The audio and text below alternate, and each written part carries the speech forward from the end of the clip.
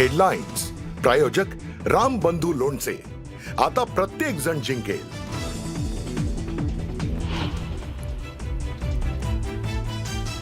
Rohit Arya encounter प्रकरणी 2 चौकशी समित्या नियुक्त. रोहितनं हे पाऊल का उचललं याची चौकशी करणार, तर रोहितला पैसे का देण्यात आले नाहीत याचाही तपास करणार. रोहित आर्याचं खरं नाव हरोळीकर असल्याची माहिती. फिल्म इंडस्ट्रीमध्ये काम करण्यासाठी नाव बदलण्याची प्राथमिक माहिती समोर. कोथरूडमधल्या रोहितच्या घरावर हरोळीकर असं नाव. विरोधकांच्या उद्याच्या मोर्चाला अद्याप परवानगी नाही. पोलीस परवानगी देणार नसल्याची माहिती. तर परवानगी नसली तरी मोर्चा काढण्यावर मविया नेते ठाम. मतदार यादीतील घोळासंदर्भात उद्या विरोधकांचा मोर्चा. मोर्चाचा टीझर जारी. सर्वांना सहभागी होण्याचं आवाहन.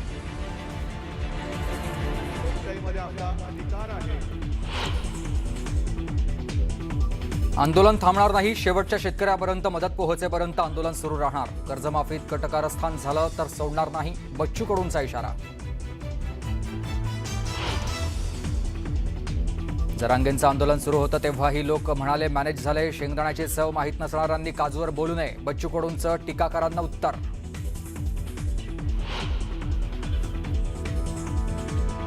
राज्यातील शेतकऱ्यांची स्थिती भयानक. सरकारनं तारीख देणं ही फसवणूक. जरांगे पाटलांची टीका. तर सरसकट कर्जमुक्ती करा, अन्यथा रस्त्यावर फिरून न देण्याचा इशारा. आपल्यावर पाळत ठेवली जात असल्याचा काँग्रेस प्रदेशाध्यक्ष हर्षवर्धन सपकाळांचा आरोप. वरिष्ठ पोलीस अधिकाऱ्यांना फोन करत विचारलाय जाब.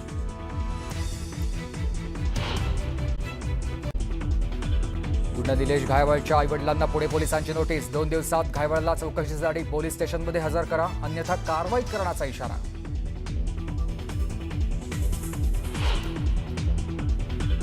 सरदार वल्लभभाई पटेल यांची 150वी जयंती. पंतप्रधान नरेंद्र मोदींकडून सरदार पटेलांना अभिवादन. तर राष्ट्रीय एकता दिनाच्या निमित्तानं देशभर विविध कार्यक्रमांचं आयोजन.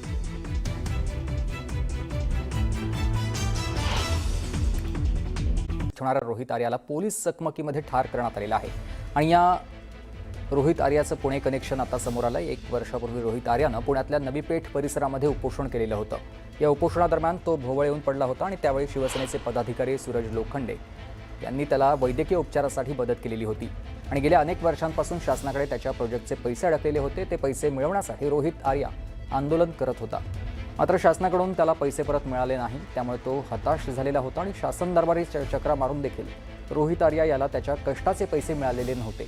नेमकं वर्षभरापूर्वी पुण्यामध्ये काय घडलेलं होतं याची आपबीती सूरज लोखंडे यांनी सांगितली आहे. पाहूया.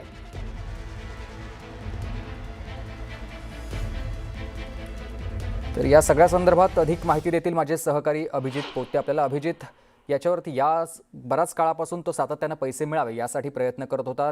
वर्षभरापूर्वी नेमकं काय घडलं होतं पुण्यामध्ये?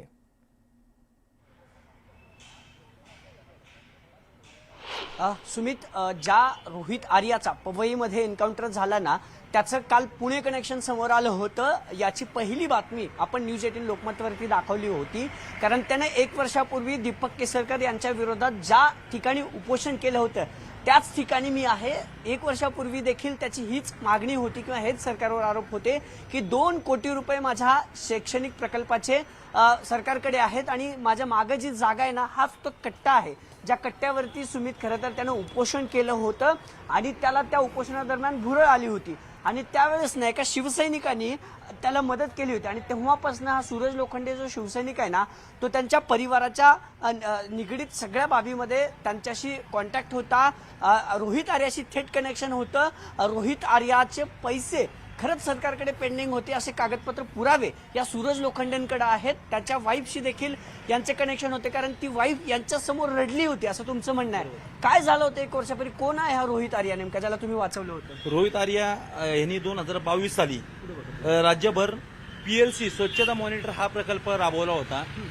तर त्यातून त्याचं कुठेतरी त्या प्रोजेक्टला नाव लागावं असं त्याचं म्हणणं होतं आणि त्यांनी आपल्या जवळचे सगळे पैसे वगैरे या प्रोजेक्टसाठी खर्च केले होते.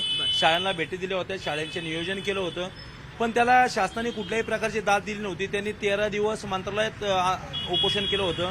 त्यानंतर दीपक केसरकर यांनी त्यांना आश्वासन दिलं होतं, तरी सुद्धा त्यांना कुठल्याही प्रकारचं दाद नाही मिळेल. त्यामुळे शेवटी त्यांनी पत्रकार हे आवाज उठू शकतात, त्यामुळे त्यांनी पत्रकार भवनच्या इथं उपोषण केलं. तो 26 दिवस उपोषण इथं करत होता.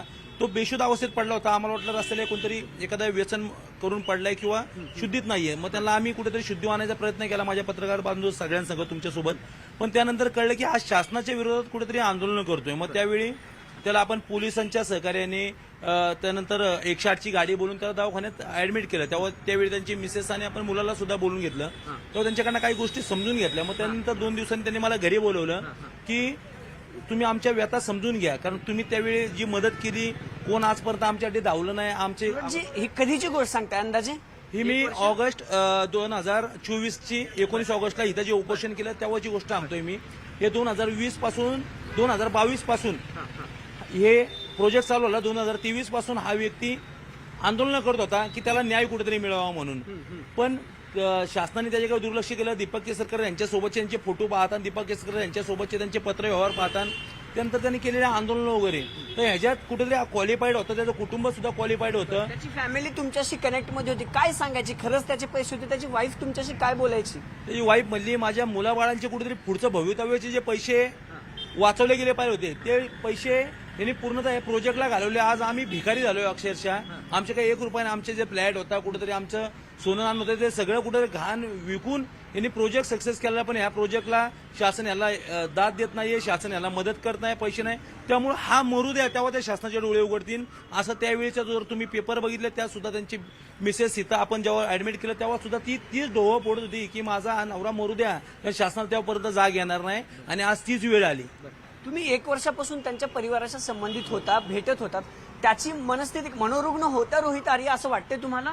जर एवढा मोठा जर शासनाच्या जर तुम्ही बघितले पेपर, तर शासनामध्ये प्रोजेक्टमध्ये त्याचं नाव आहे. शासनाच्या मुख्यमंत्री केंद्रीय आपलं शिक्षण मंत्री यांच्यासोबत त्यांचे फोटो, त्यांच्यासोबत त्यांनी कार्यक्रम घेतले. मनोरुग्ण व्यक्ती कार्यक्रम एवढे मोठे घेऊ शकतो का? तर कुठेतरी चुकीचा मार्ग न हे करता जे योग्य आहे ते दाखवले पाहिजे. तर मार्ग हा का अवलंबावा लागला? हा मार्ग अवलंबवला हा चुकीचा आहे. हा अवलंबवला नव्हता गेला पाहिजे, कारण ह्याच्यामुळे महाराष्ट्राची भरपूर हानी झाली, महाराष्ट्राची बदनामी झाली. सुमित, आपण पाहतोय की 1 वर्षापूर्वी याच सूरज लोखंडेने ना त्याला मदत केली होती. त्याच्या परिवाराशी संबंध यांचे होते. बायकोने देखील आरोप केले होते. खरंच त्याचे पैसे होते सरकारकडे ते कागदोपत्री तो मागतोय, म्हणजे असं पण नाहीये. आणि शासनाशी कार्यक्रम केलेले त्याचे सगळे पुरावे त्यांच्या मिसेसकडे पण आहेत आणि काही फोटो माझ्याकडे पण आहेत की जे मंत्रालय सगळं. शेवटचा प्रश्न, बिल्डरशी काही संबंध होते का त्याचे? हाजी मस्तानच्या मुलासोबत त्याची कॉन्ट्रॅक्टशिप होती असं काही जण म्हणतात. आता त्याचं शासनाकडनं पैसे मागण्यासाठी त्याला आंदोलन करायला लागली, उपोषण करायला लागली. तर आता कुठेही कुणाचं कनेक्शन जोडून म्हणजे कुठेतरी मार्ग चुकीचा आणि रस्ता चुकीचा असं काहीतरी वेगळं होतं याच्यात असं दिसत आहे. शासनाकडे त्याचे पैसे होते.